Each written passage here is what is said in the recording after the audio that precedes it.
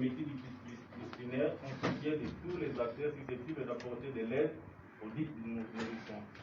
Nous citons les spécialistes des urgences, dont fait partie le docteur Didier Ngom Matan, les pédiatres, l'intensiviste, le directeur médical et spécialistes des urgences, ainsi que les généralistes et infirmiers des urgences. Le docteur Ngom a fait montrer une négligence et d'un manque d'éthique professionnelle. En effet, pendant que l'équipe des urgences, conduite par les superviseurs du docteur Ngom, à la personne du docteur Kabousse, et l'équipe de pédiatrie, conduite par le docteur Mbayabo, stabilisait les nourrissons, le docteur Ngom s'était mis à l'écart, concentré sur son téléphone, pendant que tous les personnels de l'équipe multidisciplinaire étaient en alerte autour du nourrisson, prêts à intervenir à tout moment. Le directeur général présent aux urgences, s'étant indigné du comportement irresponsable du docteur Ngom, lui a confisqué son téléphone et lui a demandé de quitter les lieux comme elle n'était pas intéressée au cas du nourrisson.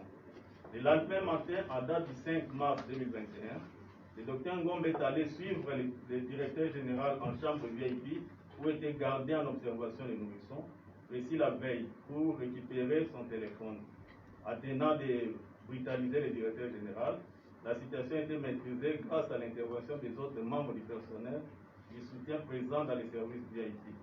Le docteur Ngom a non seulement commis une négligence médicale en mettant en danger une vie, mais s'était également introduit dans la chambre VIP où étaient gardés en observation les nourrissons, faisant un grand bruit et commettant des abus à cause des mesures que la direction de l'hôpital avait prises à son endroit, à cause de sa négligence.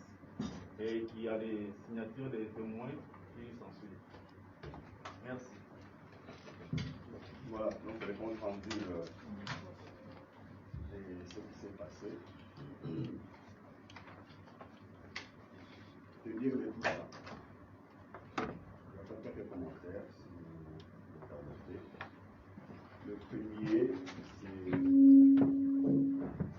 c'est d'informer les gens, leur dire cet hôpital, l'hôpital de l'État congolais, ne l'oublions jamais. L'hôpital de l'État congolais, ce n'est pas un hôpital privé, mais qui a un mode de gestion tout ce qui est plus officiel. Vous savez que depuis quelques années, notre pays a opté pour la politique de partenariat public-privé. C'est à ce titre qu'on a confié la gestion à un privé. L'hôpital restant un bien de l'État. L'État a le droit d'avoir un œil sur ce qui se passe ici. C'est ce qui s'est fait toujours. C'est une première précision que je tenais à souligner. Une deuxième précision, et qui est d'importance, c'est qu'on ne doit pas utiliser un incident, faire le procès d'un incident et en faire le procès d'un homme ou d'une institution. Ce n'est pas de la justice. Je suis désolé, ce n'est pas de la justice. Moi, je suis un homme simple, je suis un villageois. Moi, j'ai grandi avec une de grandes valeurs que j'ai toujours utilisées dans ma vie, c'est toujours être sensible à la vérité et à la justice. Notre consoeur, vous direz, partout au monde, a commis une erreur. On ne peut pas être aux urgences, même dans n'importe quel service. Vous avez une urgence devant vos yeux et vous passez votre temps à faire autre chose que c'est pourquoi vous êtes là. C'est une faute médicale. Ailleurs, cette faute est sanctionnée sévèrement. Ailleurs, on ne jette pas de fleurs à quiconque a fait cette faute-là. Ici, on a l'impression que c'est le cas. On a parlé du téléphone. Il a racheté le téléphone, on l'a violenté. D'accord, c'est que la raison. Mais sur le téléphone, il y avait une preuve. Quand est-ce que les gens peuvent comprendre qu'elle était sur Facebook si sur le téléphone, on n'a pas la preuve qu'elle est réellement sur Facebook? Une preuve, c'est une preuve. À côté de ça, est-ce que vraiment, même si on est une femme, un être faible, même si c'est le manque de la femme, est-il autorisé, parce qu'on est femme, d'aller violenter quelqu'un dans la chambre où il y avait son enfant malade, et cette personne, c'est la personne qui vous a pris pour vous donner du travail, Attendez. Attendez. Qu'est-ce qui se passe? Ça, c'est une deuxième chose. Une troisième chose, et je pense que c'est quand même important de revenir sur ça. On ne peut pas faire le procès d'un homme, déjà dès le départ, en déclarant qu'il est coupable. Non, non, non. Si tous ici, nous faisons confiance à notre pays, l'état de droit, c'est parce que nous savons qu'à tout moment, si on doit rendre justice, c'est ce que nous faisons, ça serait une justice juste, où on a dit le droit, uniquement le droit. Pas une justice qui est biaisée, où il y a des non-dits, où il y a des choses qui se font qu'on ne comprend pas. Le docteur Raman, hier, a été gardé au cachot parce qu'on devait poursuivre l'interrogatoire. Attends. Ça se passe où? Pour poursuivre l'interrogatoire, on les fait le lendemain. La personne qui est quelqu'un de responsable, qui a une adresse, qu'on peut même garder à la limite, on convoque la personne le lendemain. Et à l'heure où nous vous parlons, le docteur Raman est à Makala.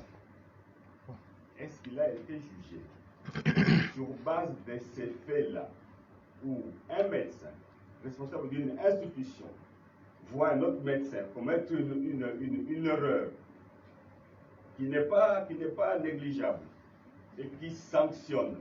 Pour ça, on doit aller en prison. Non. Et cet état de droit ne s'applique pas seulement à nous les Congolais. Cet état de droit doit s'appliquer à quiconque a choisi notre pays comme lieu de résidence ou lieu où cherche à s'épanouir. C'est ça. La justice doit s'appliquer à tous de la même façon, sans chercher à politiser ceci ou cela. J'ai vu dans les réseaux sociaux, on a sorti l'incident qu'il y avait eu avec les ministres Kabane. Un homme très bien, que je connais très bien, mais on ne connaît pas le fond de cette histoire. Vous vous imaginez vraiment qu'un directeur d'un hôpital qui dépend de l'État va violenter, brutaliser un ministre du gouvernement? Les gens font l'amalgame pour essayer de noircir le tableau, et pour quel but, on ne sait pas. Je ne vais pas trop monopoliser la parole, prolonger mon propos, mais j'aimerais quand même que les gens voient les choses en toute vérité, sans état d'âme, sans a priori, et que notre pays, qui est un état de droit,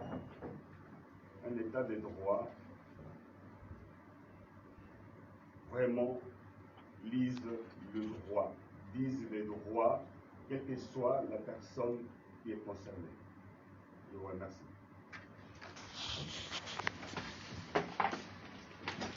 Alors je pense que peut-être vous aurez l'une ou l'autre chose, l'un ou l'autre éclaircissement concernant ce qui s'est passé. Je ne suis pas le seul à vous répondre. Tout le staff médical est là, le docteur Mawissa est là, chacun répondra du mieux qu'il peut.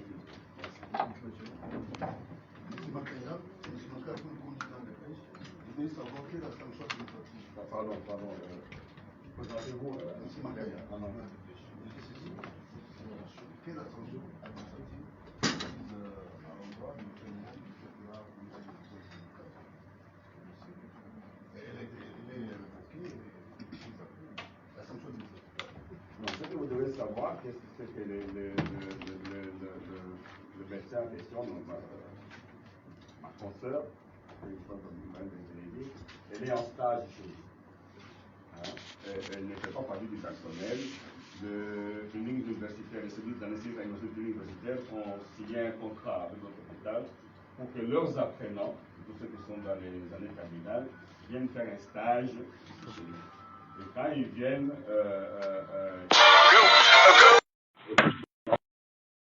de l'aide. Et à côté, en train de chatter ou de faire de trucs. Ah non. Ah non. Ah non.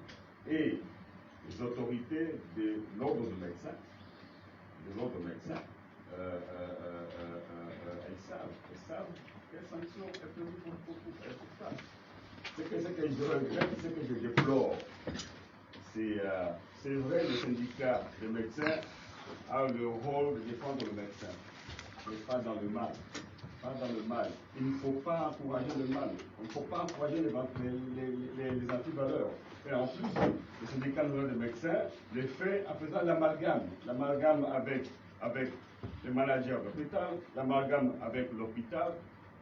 Je vous assure, je le répète, c'est un hôpital de l'État, mais un des meilleurs hôpitaux dans cette ville. Que personne ne vous trompe. Je suis en mesure de les dire vraiment en regardant les gens droit dans les yeux. Nous n'avons pas la même fréquentation que certains hôpitaux, c'est vrai. Il n'en demeure pas moins, c'est un bon hôpital où il y a un très bon plateau technique, si pas le meilleur de la ville, et avec des gens compétents. Des gens compétents, je vous assure. Donc on ne peut pas commencer à faire l'amalgame.